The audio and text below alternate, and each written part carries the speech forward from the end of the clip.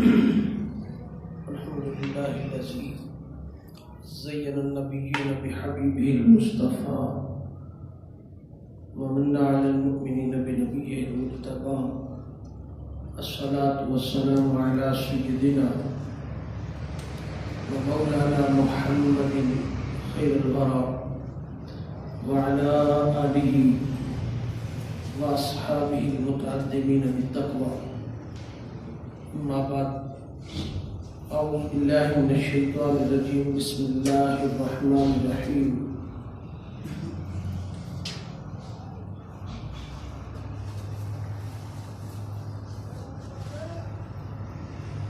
إنما يريد الله ليذهب عنكم الرجس أهل البيت ويطهركم تطهيرا. صدق الله مولانا العظيم.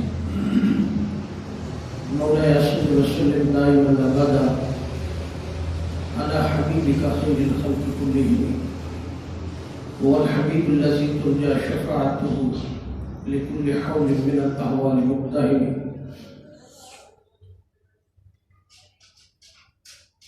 قابل صد احترام شرکائے خطبہ جمعہ، اللہ جل مجدہ کی ذات پاک کا لاکھ لاکھ شکر اور احسان عظیم ہے، جس کی توفیق خاص کے ساتھ نماز جمعہ کی اس بابرکت مجلس میں ہم شریک ہیں۔ اللہ رب العزت ہماری اس حاضری کو اپنی بارگاہ میں شرف قبولیت عطا فرمائے۔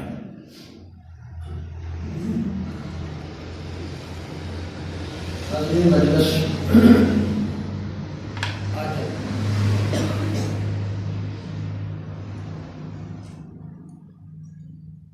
خلیفہ چہارم سیدنا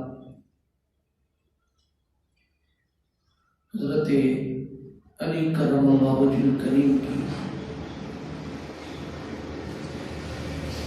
ولادت باسعادت کے حوالے سے آپ کی زندگی کا جو اہم گوشہ ہے، فروغ اسلام میں آپ نے کیا کردار ادا کیا خدمت دین میں،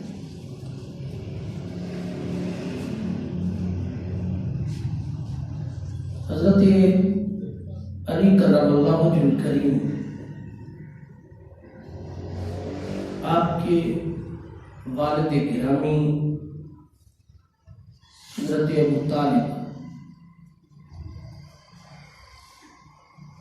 ابو طالب کنیت سے مشہور تھے۔ آپ کا اصل نام عمران تھا اور آج تک ابو طالب کے نام سے ہی یاد کیے جاتے تھے۔ یہ آپ کی کنیت تھی۔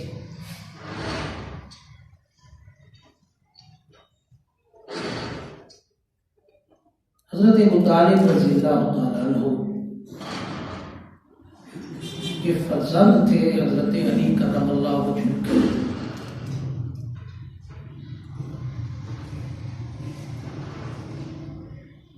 حضرت علی کرم اللہ وجہ الکریم والدہ کی طرف سے بھی اور والد کی طرف سے بھی ہاشمی خاندان سے تعلق رکھتے تھے۔ حضرت اسماعیل علیہ السلام کی 26ویں پشت میں سے حضرت عبد المطلب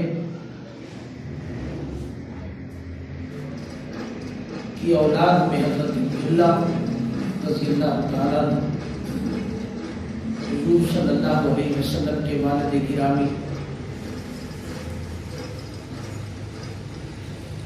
اور حضرت عبد المطلب وہی ہمیشہ ہاشمی خاندان قریش شیخ کا شیخ بھی اور انیس بھی بڑا سربراہ بھی ہمیشہ مقرر کرتے ہیں، اس خاندان سے حضرت علی کرم اللہ وجہ کریم کا تعلق تھا۔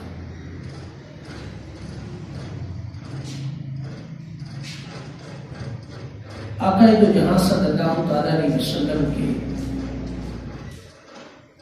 زمانہ حمل میں ہی حضرت سیدنا عبداللہ رضی اللہ تعالیٰ عنہ کا وصال ہو گیا۔ اس وقت سیدنا حضرت عبداللہ رضی اللہ عنہ کی عمر مبارک 25 سال تھی، اور آقا صلی اللہ علیہ وسلم بعد میں آپ کی ولادت باثابت ہوئی۔ جب آقا علیہ السلام کی عمر مبارک 6 سال ہوئی تو والدہ ماجدہ سیدہ حضرت آمنہ رضی اللہ تعالیٰ عنہا کا بھی وصال ہو گیا۔ 8 سال کی عمر میں حضرت عبد المطلب رضی اللہ تعالیٰ عنہ کا انتقال ہوا، دادا جان کا۔ اس وقت حضرت عبد المطلب رضی اللہ تعالیٰ عنہ کی عمر مبارک 82 برس تھی۔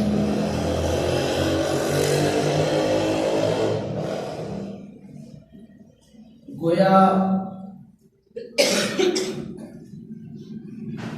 لم یجد کا یتیما فآوا،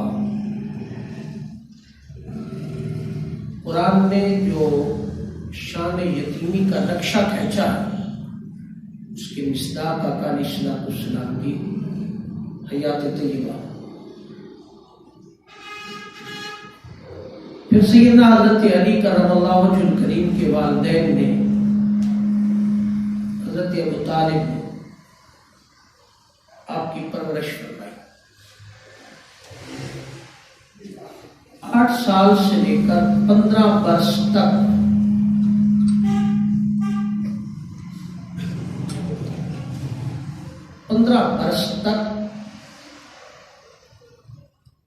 آپ حضرت ابو طالب رضی اللہ تعالیٰ عنہ اور آپ کی زوجہ محترمہ حضرت فاطمہ بنت اسد رضی اللہ تعالیٰ عنہ کی پرورش میں رہی۔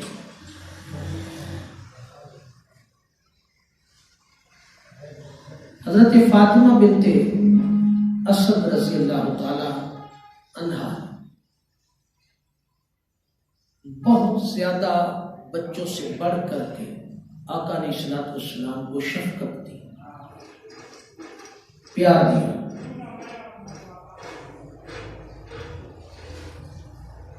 عورتوں میں سب سے پہلے سیدنا حضرت خدیجہ رضی اللہ تعالیٰ عنہ نے اسلام قبول کیا، اور دوسرے نمبر پر حضرت فاطمہ بنت اسد رضی اللہ تعالیٰ عنہ نے آقا علیہ السلام پر ایمان لائی۔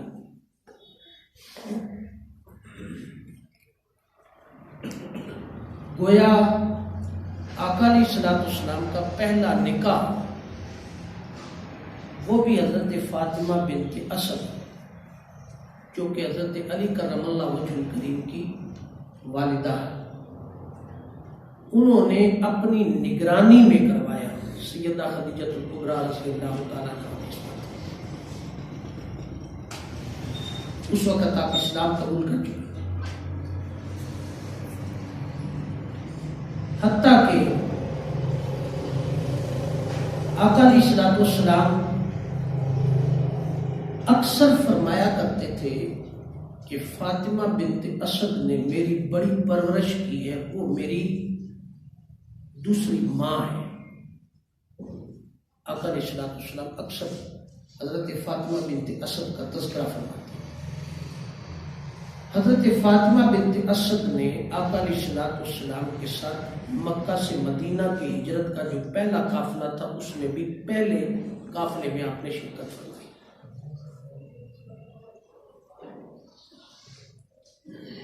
فاطمہ بنت اسد چونکہ زوجہ تھی حضرت عمران ابن ابی طالب رضی اللہ تعالیٰ عنہ،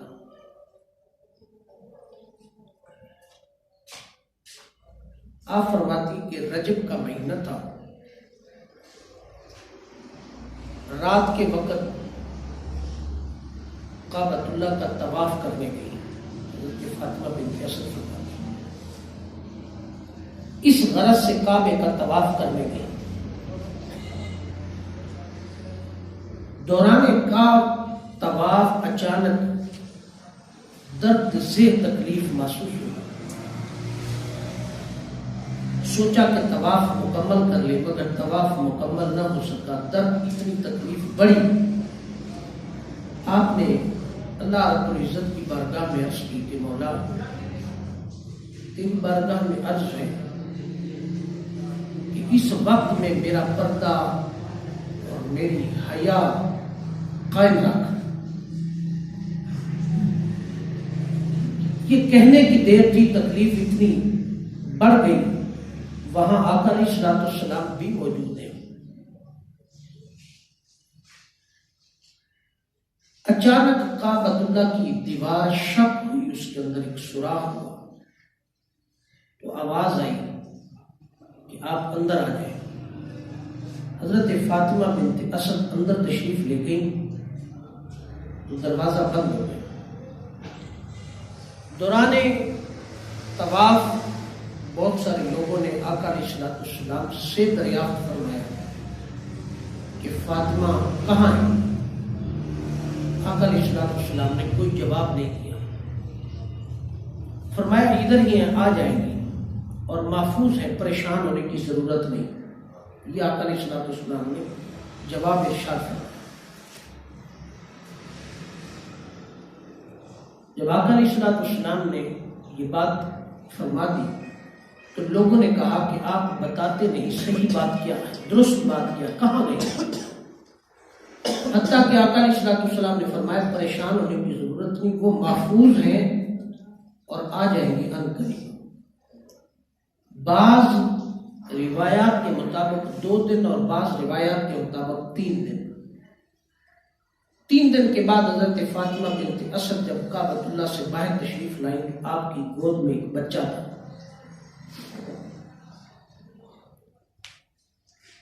اس وقت آقا علیہ الصلوۃ والسلام نے فرمایا کہ ولادت کا وقت تھا، اللہ رب العزت کی بارگاہ میں آپ نے دعا مانگی تو اللہ رب العزت نے پردے کا اہتمام فرما دیا۔ کعبۃ اللہ کے اندر آپ کی ولادت باسعادت حضرت مولا کائنات علی المرتضیٰ شیر خدا کرم اللہ وجہ الکریم کی۔ 3 دن کے بعد جب آقا علیہ الصلوۃ والسلام وہاں انتظار میں تھے، جب آپ باہر تشریف لائیں تو فاطمہ بنت اسد نے اپنے لخت جگر کو آقا علیہ الصلوۃ والسلام کی گود میں دیا اور حضرت علی کرم اللہ وجہ الکریم کی آنکھیں بند تھیں۔ حضرت فاطمہ بنت اسد رضی اللہ تعالیٰ عنہ نے فرمایا کہ آج 3 دن ہو گئے ہیں میرے بیٹے نے آنکھیں نہیں کھولی اور میں پریشان ہوں کہ آنکھیں نہ کھولنے کی وجہ کیا ہے۔ نابینا ہے، آنکھیں چونکہ اس طرح بند ہے کہ جیسے آنکھیں بالکل ہیں نہیں، اس طرح بند ہے، اس کی کیا وجہ ہے؟ جو ہی آقا علیہ الصلوۃ والسلام نے اپنا لعاب دہن حضرت مولا علی کرم اللہ وجہ الکریم کی منہ میں ڈالا تو حضرت علی کرم اللہ وجہ الکریم نے آنکھیں کھولی۔ جو ہی آنکھیں کھولی تو سرکار مدینہ علیہ التحیۃ والثناء نے ہنس کر مزاح میں پوچھا جبکہ یہ سوال بقیہ لوگ بھی کر رہے تھے کہ آنکھیں نہ کھلنے کی وجہ۔ آپ نے حضرت علی سے مخاطب ہو کر کے پوچھا کہ آپ نے آنکھیں کیوں نہیں کھولی؟ 3 دن ہو گئے، 3 دن ہو گئے، آنکھیں کیوں نہیں کھولی؟ مختلف روایات کے مطابق حضرت علی کرم اللہ وجہ الکریم کی جو بچپن کی اور ولادت کے 3 دن کے بعد زبان اور شعور کی خیرات ملی، اس سے جواب آیا کہ پہلی نگاہ چہرہ مصطفیٰ صلی اللہ علیہ وسلم پر ڈالنا چاہتا تھا، اس لیے منتظر تھا کہ میری پہلی نگاہ کسی اور پر نہ پڑے۔ اس کے بعد آقا علیہ الصلوۃ والسلام نے بعض روایات کے مطابق 26 رجب المرجب آئی ہے، لیکن کثرت روایت کے مطابق 13 رجب المرجب آپ کی ولادت باسعادت ہے۔ اس کے بعد آقا علیہ الصلوۃ والسلام نے آپ کا نام علی رکھا۔ یہ نام بھی آقا علیہ الصلوۃ والسلام نے رکھا، اور علی کا مطلب ہے بلندی کا، بلند مقام۔ یہ علی کا لغوی معنی ہے، مشتق ہے جس سے زیادہ۔ گویا فاطمہ بنت اسد رضی اللہ عنہ نے عرض کیا کہ حضور، اللہ نے جو نام آپ نے رکھا ہے، یہی نام کی صدا خانہ کعبہ کے اندر مجھے سنائی دی تھی۔ یہی صدا مجھے خانہ کعبہ کے اندر بھی سنائی دی تھی، اور غیب سے آواز آئی تھی کہ اس کا نام علی رکھنا ہے۔ غیب سے آواز آئی تھی۔ گویا میں بولی نہیں اس لیے کہ آپ مناسب سمجھے، بہتر سمجھے، مگر آپ نے بھی وہی نام رکھا جس کی آواز غیب سے اندر کعبے کے میں نے سنی تھی۔ اسی غیبی آواز اور ندا کے مطابق آقا علیہ الصلوۃ والسلام نے نام علی رکھا۔ یہاں ایک سوال پیدا ہوتا ہے۔ آج کے میں اکثر یہ بات کہتا ہوں کہ ہمارے ہاں علم اور تحقیق کی ساری باتیں ہم ایک طرف رکھ کر کے امت کے اندر ایک فساد سا پیدا کرنا چاہتے ہیں، اور امت کو ہمیشہ غلط فہمیوں میں رکھتے ہیں، اور اپنی ویورشپ پر ہم رہتے ہیں ہمیشہ۔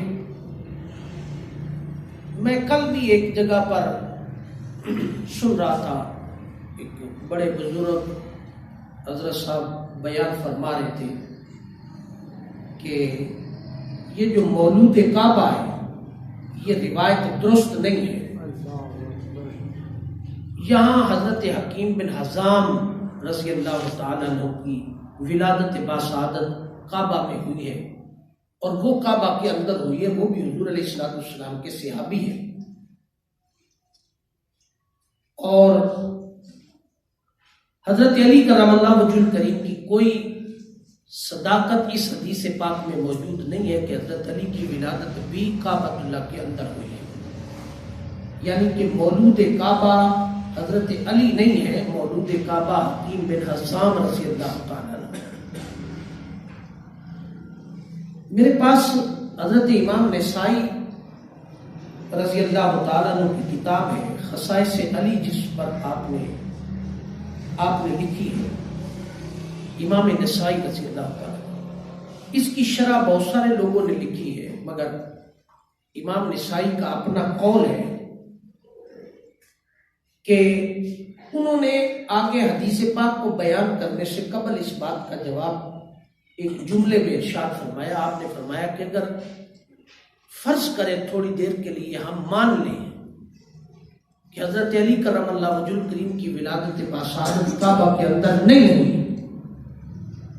فرض کریں تھوڑی دیر کے لیے مان لیتے ہیں کہ آپ کی ولادت باسعادت کعبہ کے اندر نہیں ہوئی، تو بھی یاد رکھ لیں کہ کوئی شان علی پر فرق نہیں پڑتا، تو بھی شان علی پر فرق نہیں پڑتا۔ کیوں؟ اس لیے کہ اہل بیت اطہار علیہ السلام کا مقام اور مرتبہ مکان و زمان کا محتاج نہیں ہے، مکان و زمان اہل بیت اطہار کے مقام کے محتاج ہے۔ یعنی اس سے فرق نہیں پڑتا کہ کعبۃ اللہ کے اندر اگر ولادت باسعادت نہیں ہوئی تو حضرت علی کا مقام کم ہے۔ یہ ایک جواب دیا ہے ان روافظ کو یا ان خارجیت کے اس فتنے کو کہ اگر آپ فرض کر لیں تھوڑی دیر کے لیے کہ اگر حضرت علی کرم اللہ وجہ الکریم کو سمجھے کہ کعبۃ اللہ کے اندر پیدا نہیں ہوئے تو حضرت علی کی عظمت اور شان پر کوئی فرق نہیں پڑتا، اس لیے کہ اہل بیت اطہار علیہ الصلوۃ والسلام زمان و مکان کے محتاج نہیں ہے۔ زمان و مکان کے محتاج نہیں، زمان و مکان اہل بیت اطہار کے محتاج ہے۔ اب آگے حضرت امام نسائی رضی اللہ تعالیٰ عنہ المستدرک کی حدیث پاک بیان فرماتے ہیں. امام نسائی نے بیان آپ نے فرمایا کہ بے شک یہ حدیث پاک تواتر کے ساتھ آئی ہے، یعنی حدیث صحیحہ کی صحیح اسناد پر ہے، تواتر کے ساتھ حدیث پاک بیان ہوئی ہے. مستدرک شریف کے اندر آتا ہے کہ حضرت فاطمہ بنت اسد رضی اللہ تعالی عنہ نے حضرت علی ابن ابی طالب کرم اللہ وجہ الکریم کو کعبہ شریف کے اندر جنم دیا. کعبہ شریف کے اندر جنم دیا. دوسرے مقام پر حضرت شاہ ولی اللہ محدث دہلوی رحمہ اللہ تعالی نے، یہ ایک ایسے محدث ہیں جن کو تمام مکاتب فکر نے یکساں تسلیم کیا. شاہ ولی اللہ محدث دہلوی رحمۃ اللہ علیہ آپ نے بھی اس حدیث پاک کو تواتر کے ساتھ بیان فرمایا اور باقاعدہ اس پر مناقب پر مولا کائنات علی علیہ السلام کی مناقب پر باقاعدہ باب قائم کیا اور فرمایا کہ ولادت باسعادت سے یہ بات صاف ظاہر ہوئی کہ انہوں نے کعبہ معظمہ کے اندر ولادت باسعادت ہوئی. آپ کی ولادت کعبہ معظمہ کے اندر. اب اسی حدیث پاک کو علامہ جلال الدین سیوطی رحمہ اللہ تعالیٰ نے تاریخ الخلفاء کے اندر بھی بیان فرمائی. میں نے بہت ساری بحث کے اندر جائے بغیر 3-4 چیزیں آپ کے سامنے رکھی. امام نسائی رضی اللہ تعالیٰ عنہ کا قول، شاہ ولی اللہ محدث دہلوی رحمۃ اللہ تعالیٰ کا قول، پھر علامہ جلال الدین سیوطی رضی اللہ تعالیٰ تاریخ الخلفاء مستند کتاب ہے. اور علامہ جلال الدین سیوطی رحمۃ اللہ تعالیٰ وہ امام ہیں جنہیں 72 مرتبہ عالم بیداری میں آقا علیہ السلام کی براہ راست زیارت نصیب ہوئی. علامہ جلال الدین سیوطی. اور علامہ جلال الدین سیوطی رضی اللہ تعالیٰ عنہ کے متعلق ہی یہ روایت بھی مشہور ہے کہ جب کسی روایت پر کوئی مشکل پیش آتی، اس کی سند میں کوئی مشکل پیش آتی، تو وہ روایت حضرت علامہ جلال الدین سیوطی رضی اللہ تعالیٰ عنہ براہ راست آقا علیہ السلام سے اس کی تصدیق فرما دیتے.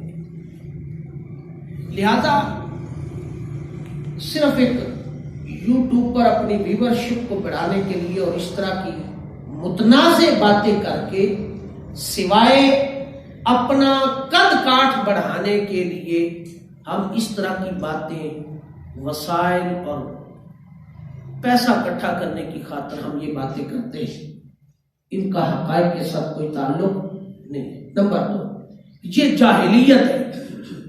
نہ ہم اصول حدیث پڑھتے ہیں، نہ حدیث کے تواتر اور اسناد کو معلوم ہے، نہ مطالعہ کرتے ہیں، اور صرف اہل بیت اطہار کا جو ہی ذکر آئے تو بڑی سمپل اور سادہ بات ہم کرتے ہیں اور بڑا آسان نسخہ ہے ہمارے پاس کہ اہل بیت اطہار علی علیہ السلام کی بات کریں تو یہ ساری باتیں، ان کے مناقب، ان کے معاملات، یہ سارے اہل تشیع کی تخاریج ہیں. ہم اہل شیعہ کے کھاتے میں ڈال کر کہ ہم اپنے آپ کو بڑا بری و ذمہ قرار دیتے تھے.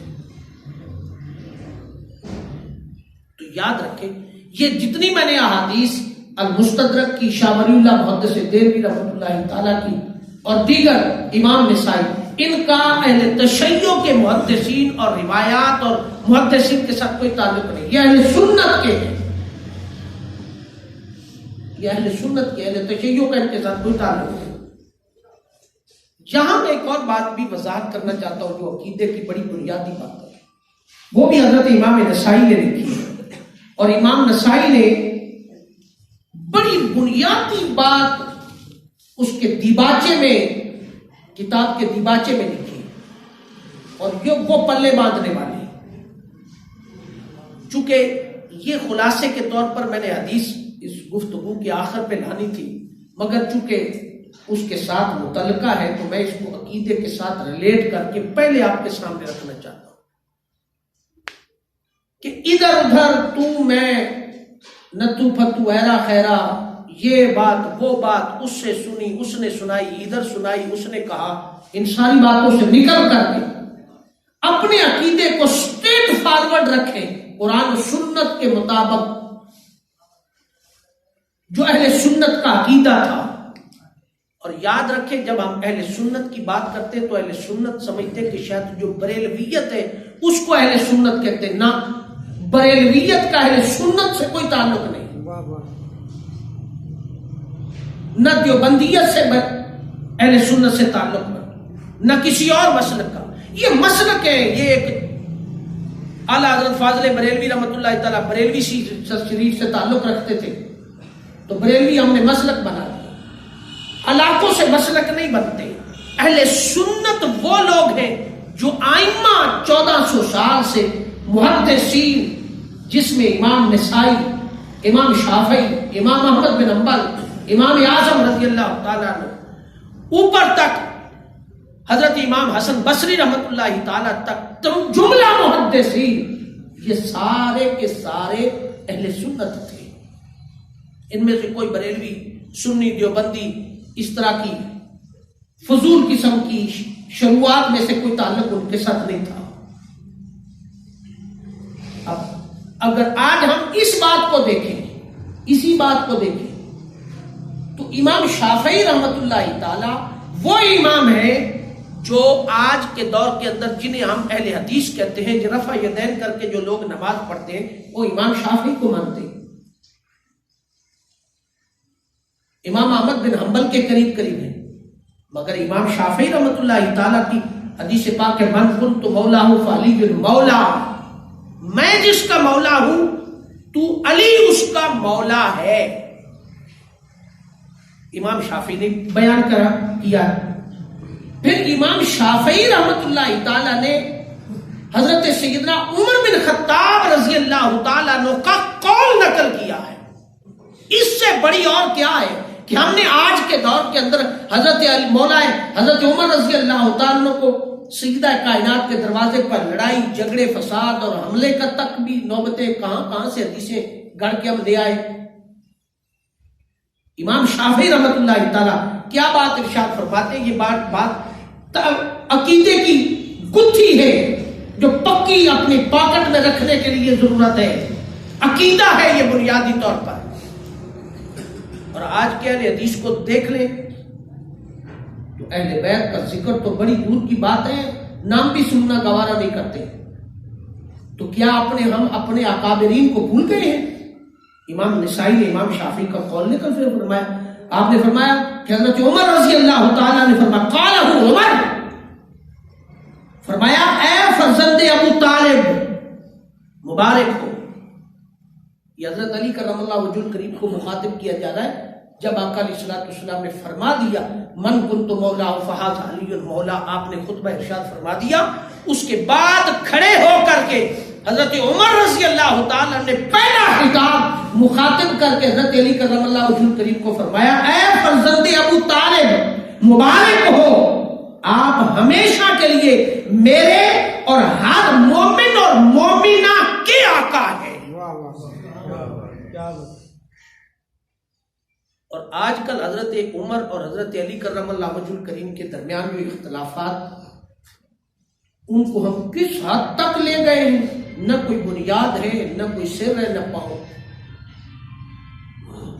تو فرمایا یہ قول آج ہمارے لیے مشعل راہ ہے، حضرت عمر رضی اللہ تعالیٰ نے فرما رہے ہیں، اور آپ نے بڑی وضاحت کر دی، آپ نے صرف مردوں کی بات نہیں کہی، عورتوں کی بات بھی کہی، فرمایا اے فرزند ابو طالب مبارکباد، آپ ہمیشہ کے لیے میرے اور ہر مومن اور مومنہ کے آقا ہو گئے۔ آقا نے فرما دیا، دیٹس آل، اس پر تو بحث ہی کوئی نہیں۔ پھر دیوان امام شافعی رحمت اللہ تعالیٰ کے اندر سے امام نسائی نے ایک اور بات بھی بیان فرمائی ہے۔ دیوان امام شافعی سے آپ نے فرمایا، اے آل مصطفیٰ صلی اللہ علیہ وسلم، اب یہ امام شافعی فرما رہے ہیں اہل بیت اطہار کی بارگاہ میں نذرانہ عقیدت کے طور پر۔ امام شافعی کا عقیدہ کیا تھا؟ فرماتے ہیں، اے آل مصطفیٰ صلی اللہ علیہ وسلم، تمہاری محبت اللہ کے نازل کردہ قرآن کے مطابق فرض عین ہے۔ یہ امام شافعی کا قول ہے۔ تمہاری عظمت کے لیے یہ بات کافی ہے کہ جو شخص تم پر درود نہ بھیجے اس کی کوئی نماز نہیں ہے۔ یہ امام شافعی فرماتے ہیں۔ اور امام شافعی رحمۃ اللہ تعالیٰ کے دیوان شافعی میں سے امام نسائی نے ایک اور بات بھی بیان فرمائی۔ آپ نے فرمایا کہ امام شافعی رحمۃ اللہ تعالیٰ نے فرمایا آل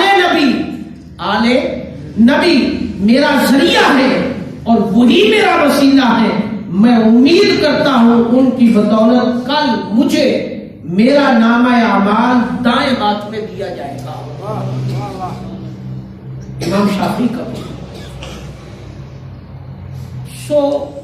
یہ احادیث مبارکہ چونکہ اس ضمن میں بیان ہوئی تھی کہ حضرت مولا علی کرم اللہ وجہ الکریم کی ولادت باسعادت کہ کعبۃ اللہ اور مکہ معظمہ کے کعبۃ اللہ کا وہ جو کوٹھا تھا اس کے اندر ہوئی، یہ بات مستند اور تواتر احادیث سے بات ثابت ہے، اس پر کوئی دوسری رائے نہیں۔ حکیم ابن حزام رضی اللہ تعالیٰ عنہ ان کی ولادت باسعادت وہ ایک الگ معاملہ ہے، مگر ہم جب حکیم ابن حزام کو بیان کرتے ہیں اور مولا کائنات کو چھوڑ دیتے ہیں تو یہاں سے بغض کی بو آتی ہے بیت عطار کے درمیان۔ اہل بیت عطار کے درمیان بغض کی بو آتی ہے، اور یہ بات ہمیں کبھی نہیں بھولنی چاہیے کہ میں نے امام نسائی کا ایک قول آپ کے سامنے رکھا ہے کہ اگر فرض کرے مان لے کہ اندر نہیں ہوئی تو بھی اہل بیت اطہار کی عظمت اور طہارت اور مولا کائنات کی عظمت پر فرق نہیں پڑتا، فرق نہیں پڑتا۔ اور یہ بغض اہل بیت آج کا معاملہ نہیں ہے، یہ بغض اہل بیت آج کا معاملہ ختم نہیں ہے۔ بغض اہل بیت آقا علیہ الصلوۃ والسلام کی حیات طیبہ کے اندر شروع ہو گیا تھا۔ بغض اہل بیت کا معاملہ آقا علیہ الصلوۃ والسلام کی حیات طیبہ کے اندر شروع ہو گیا تھا، اور اہل بیت اطہار حضرت مولا علی کرم اللہ وجہ الکریم کا جو مقام تھا، حضرت علی کرم اللہ وجہ الکریم پرورش فرمائی، پھر آقا علیہ الصلوۃ والسلام کی اس سے بڑا کمال کیا ہو سکتا ہے حضرت علی کرم اللہ وجہ الکریم کا کہ 6 سال کی عمر مبارک تھی، 6 سال کی عمر مبارک جب حضرت علی کرم اللہ وجہ الکریم کو آقا علیہ الصلوۃ والسلام اپنی کفالت میں لے آئے تھے، 6 سال کی عمر مبارک میں اپنی کفالت میں لے آئے تھے۔ اور یہ بات کب ہوئی؟ آقا دو جہاں صلی اللہ تعالی علیہ وسلم نے ایک دن حضرت چچا حضرت سیدنا عباس رضی اللہ تعالیٰ عنہ اور سیدنا حضرت سید الشہداء حضرت امیر حمزہ رضی اللہ تعالیٰ عنہ سے عرض کیا، کیا یہ مناسب نہیں؟ آقا علیہ الصلوۃ والسلام نے فرمایا کیا مناسب نہیں کہ قحط کا زمانہ ہے، مشکل حالات ہے، اولاد کی کثرت ہے، اور اس کثرت اولاد کی وجہ سے ہمارا فرض نہیں بنتا کہ ہم حضرت ابو طالب کا ہاتھ بٹائیں؟ یا آقا علیہ الصلوۃ والسلام نے سیدنا حضرت امیر حمزہ اور حضرت عباس رضی اللہ تعالیٰ نے دونوں چچاؤں کے سامنے عرض کی، کیا ہمارا حق نہیں بنتا کہ کثرت اولاد ہونے کی وجہ سے، قحط اور مشکل حالات ہونے کی وجہ سے ہم حضرت ابو طالب کا ہاتھ بٹائیں؟ فرمایا کیوں نہیں؟ دونوں چچا اور بھتیجا جا کر کے حضرت ابو طالب کے سامنے پیش ہوئے اور فرمایا کہ ہماری یہ خواہش ہے، تو حضرت ابو طالب کرم اللہ حضرت ابو طالب رضی اللہ تعالیٰ نے فوراً یہ بات مان لی، اور ماننے کے بعد آپ نے فرمایا ٹھیک ہے، میرے پاس عقیل حضرت عقیل رضی اللہ تعالیٰ کو میرے پاس رہنے دیں، اور بقیہ تو آپ ساتھ لے جانا چاہتے ہیں تو لے جائیں۔ اور لہٰذا ایسا ہی ہوا کہ حضرت عباس رضی اللہ تعالیٰ عنہ اور پھر حضرت حمزہ رضی اللہ تعالیٰ عنہ اور سارے اپنی اپنی جگہ پر جو جو تھے لے گئے، اور حضرت علی کرم اللہ وجہ الکریم کی اس وقت عمر مبارک 6 سال تھی۔ آقا علیہ الصلوۃ والسلام حضرت علی کو اپنی کفالت میں لے کر، اور حضرت علی کرم اللہ وجہ الکریم فرماتے ہیں کہ اے علی، میں نے جو تیری ماں نے میری خدمت کی ہے اس کا میں نے صلے کے طور پر تحفہ حضرت ابو طالب کو میں نے پیش کیا ہے تیری کفالت کر کے۔ تیری کفالت کریں گے۔ میں نے یہ تحفہ پیش کیا۔ اور جب ہجرت مدینہ کے بعد جب حضرت فاطمہ بنت اسد رضی اللہ تعالی عنہا بھی موجود ہیں، آقا علیہ الصلوۃ والسلام نے مہاجرین اور انصار کو بھائی بھائی بنا دیا، سب کو بھائی بھائی بنا دیا، تو آقا علیہ الصلوۃ والسلام دیکھ رہے کہ حضرت علی کرم اللہ وجہ الکریم کی چشمان مقدس سے آنسو آئے، اور آقا علیہ الصلوۃ والسلام کی بارگاہ میں آ کر عرض کیا یا رسول اللہ صلی اللہ علیہ وسلم آپ نے سب کو بھائی بھائی بنا دیا، میرا کوئی بھائی نہیں بنایا، میرا کوئی بھائی نہیں بنایا۔ اس کو بھی حضرت امام نسائی نے بیان فرمایا کہ آقا علیہ الصلوۃ والسلام نے فرمایا علی تم پریشان ہونے کی کیوں ضرورت ہے، دنیا میں بھی اور آخرت میں تم میرے بھائی ہو اور میں تمہارا بھائی ہوں۔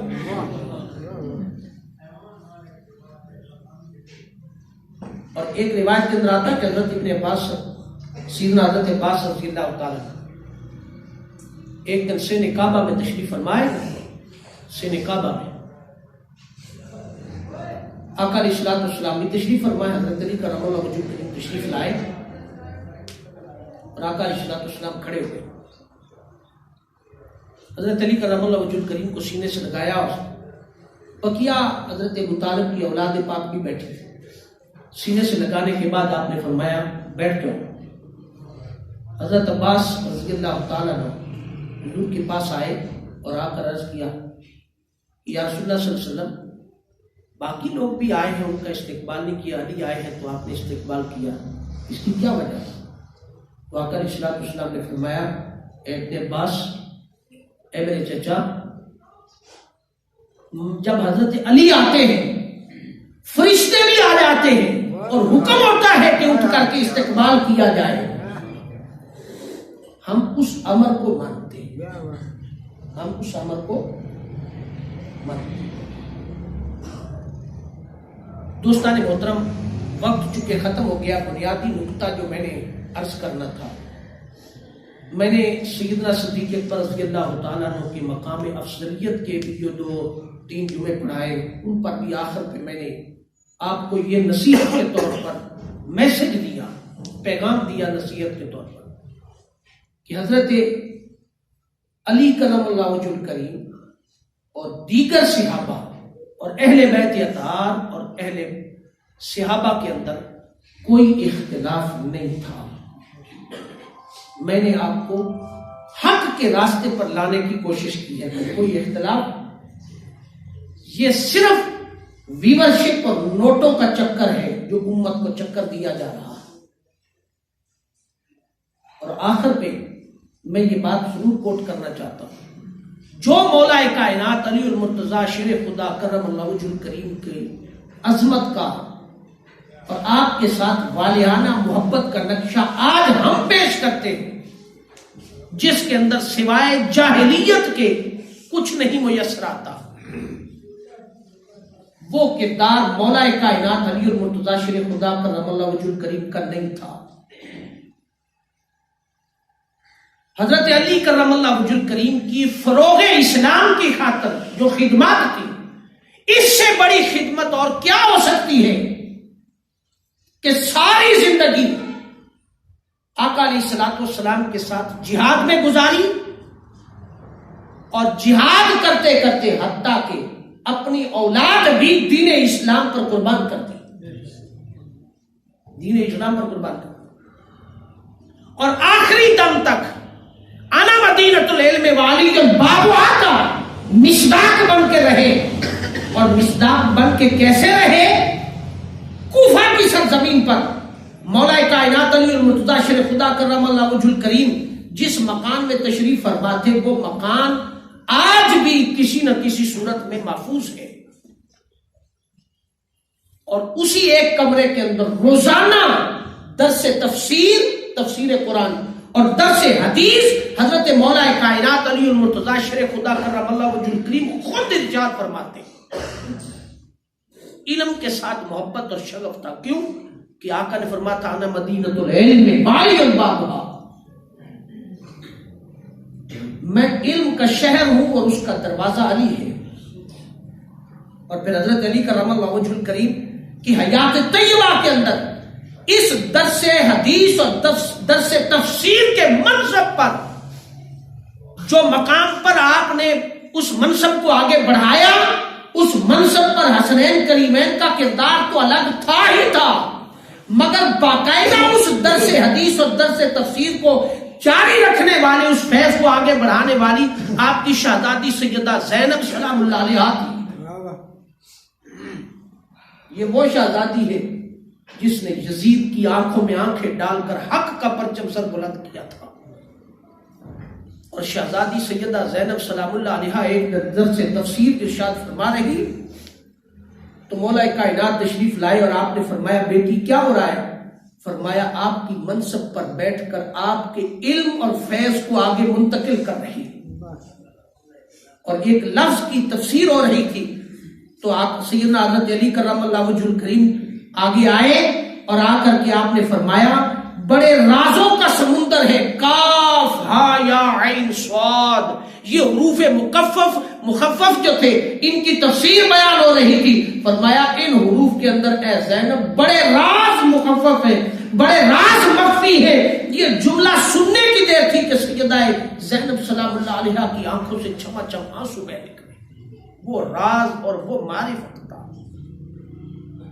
اور آخری بات آپ کی سیرت پاک کی یہ تھی کہ حضرت علی کرم اللہ وجہ الکریم نے عبادت کا ذوق اتنا تھا کہ کبھی بھی آپ کی جماعت کے بغیر نماز آپ نے ادا نہیں فرمائی تھی، حتیٰ کہ محاذ جنگ پر بھی جماعت کی نماز قضا نہیں ہوتی تھی، جماعت۔ اور ہم نام علی کا لیں اور رگڑے بند کو دیں، اور نام علی کا لیں نماز ایک نہ پڑھیں، نام علی کا لیں محبت علی سے کریں، اور نماز اور کردار ہماری زندگیوں کے اندر نہ آئے تو ہم کہیں کہ ہم علی کو ماننے والے ہیں۔ اس سے بڑا معاشرے کے اندر ڈرامہ، جھوٹ، دجل اور فریب حضرت علی کرم اللہ وجہ الکریم کی ذات کے ساتھ نہیں ہو سکتا۔ دین کو تماشا بنا کے پیش کریں کچھ نہ تو کہیں ہم اہل بیت کی محبت اور حضرت علی کرم اللہ وجہ الکریم کے کردار کو جانتے ہیں۔ اس کی مثال ایک لے لیں، حضرت علی کرم اللہ وجہ الکریم کنواں کھودنے کے ماہر تھے۔ حضرت علی کرم اللہ وجہ الکریم بائی پروفیشنل کنواں کھودنے کے ماہر تھے، کنویں کھودتے تھے، اور کنواں کھودتے اور جو مزدوری بنتی اس مزدوری سے 2 گھر چلاتے تھے۔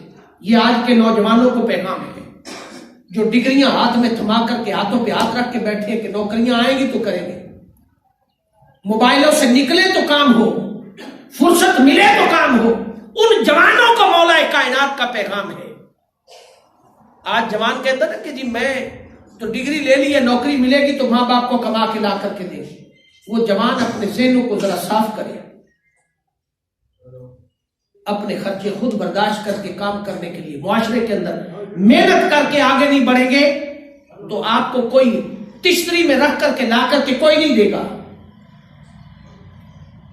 علم آپ کو بھکاری بنا رہی ہے، وہ صرف کاغذ کا ایک ٹکڑا ڈگری دیتی ہے، اس کے اندر کوئی سکلز نہیں سکھایا جاتا۔ مولا کائنات حضرت علی کرم اللہ جو کنواں کھودتے اور شام کو جو کھجوریں ملتی، جو معاوضہ ملتا، اس معاوضے سے اپنا گھر بھی چلاتے، اور آقا دو جہاں صلی اللہ علیہ وسلم کے گھر کا خرچہ بھی حضرت علی کے ذمہ تھا۔ آقا علیہ السلام کے گھر کا خرچہ بھی حضرت علی کے ذمہ تھا، اور اپنا گھر بھی الگ کیا تھا۔ اور ان ماں باپ کو بھی میسج ہے، پیغام ہے اہل بیت اطہار کی سیرت سے اور مولا کائنات کی سیرت پاک سے کہ جو لوگ اپنی اولادوں کو شادی کرنے کے بعد بھی الگ اپنی ازدواجی زندگی گزارنے کا حق نہیں دیتے، ان پر اپنے حکم کو مسلط رکھنا چاہتے ہیں، اگر وہ اہل بیت اطہار اور حضرت علی سے محبت کا دعویٰ کرتے ہیں تو حضور علیہ السلام کی سیرت پاک سے سبق حاصل کرے۔ حضرت علی کو کس نے پالا تھا؟ آقا علیہ السلام۔ 6 سال سے لے کر کے شادی تک آقا علیہ السلام نے خرچے برداشت کیے، اور جب کمانے کے قابل ہو گئے، جب کچھ کرنے کے قابل ہو گئے، پھر حضرت علی کرم اللہ وجہ الکریم کما کر لاتے، گھر کا خرچہ چلتا، اور جب شادی ہوئی تو ڈے 1 سے پہلے دن سے ازدواجی زندگی میں آزادی دی۔ فرمایا اپنا گھر الگ بنائے، اپنا گھر الگ بنائے۔ کما کے لائے، گھر کا نظام خود چلائے. تو حضرت علی کرم اللہ وجہ الکریم نیاز اور نذرانے کے طور پر، جیسے آقا علیہ الصلوۃ والسلام نے فرمایا کہ میں نے اپنی کفالت کا، جو میری کفالت فاطمہ بنت اسد نے فرمائی، حضرت ابو طالب نے فرمائی، اس کا صلہ میں نے دیا ہے کہ میں نے حضرت علی کو کفالت میں لیا. جب حضرت علی کرم اللہ وجہ الکریم بڑے ہو گئے، کمانے لگے، تو فرمایا آقا یہ سلسلہ چل رہا ہے، اگر یہ سلسلہ چل رہا ہے تو میں بھی نیاز کے طور پر آپ کے گھر کی کفالت کرنا چاہتا ہوں، میری بھی نیاز قبول کر لیں. جوانوں کو سبق دے دیا حضرت علی کرم اللہ وجہ الکریم نے، اور ماں باپ کو بھی، کہ اپنی اولادوں کی جب شادی بیاہ کرنے لگے اس وقت کریں جب وہ کمانے کے قابل ہو جائے. جب کمانے کے قابل ہو جائے تو انہیں بتا دیا جائے کہ یہ آپ کا گھر ہے، یہاں آپ نے کما کے لانا ہے اور اپنے گھر کو آباد کرنا ہے. ان کی ازدواجی زندگی، یہ معاشرتی اسلام کے کچھ اصول ہیں جن کو اپنائے نا تو معاشرہ کبھی سدھر نہیں سکتا. معاشرے کے اندر بہت سارے بگاڑ ہیں، بہت سارے مسائل ہیں جن کو ہم نے سیرت نبی کو اور سیرت اہل بیت کو اور سیرت صحابہ کو توڑ دیا، جس وجہ سے مسائل ہیں. ان کو پورا کریں تو دوستان محترم پھر تقاضے محبت کے پورے ہوتے ہیں. محبت صرف نعروں سے نہیں آتی، محبت کردار سے بھی آتی، محبت کردار سے بھی آتی.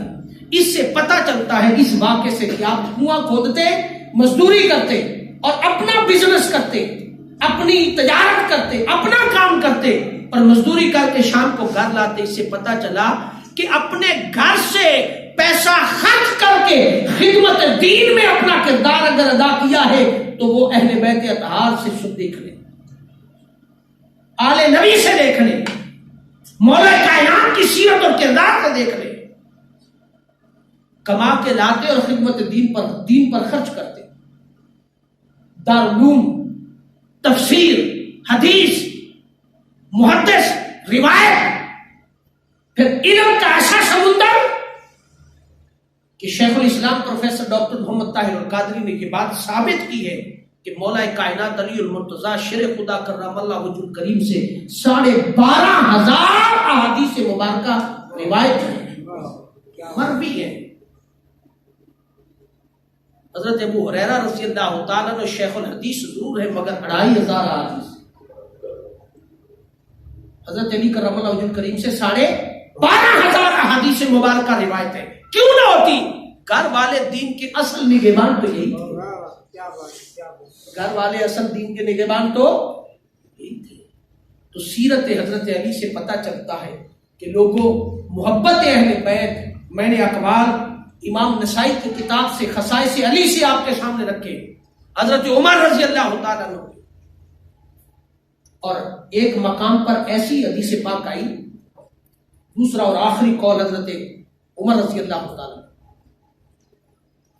آپ کے پاس ایک کیس آیا حضرت عمر رضی اللہ تعالیٰ عنہ کے پاس.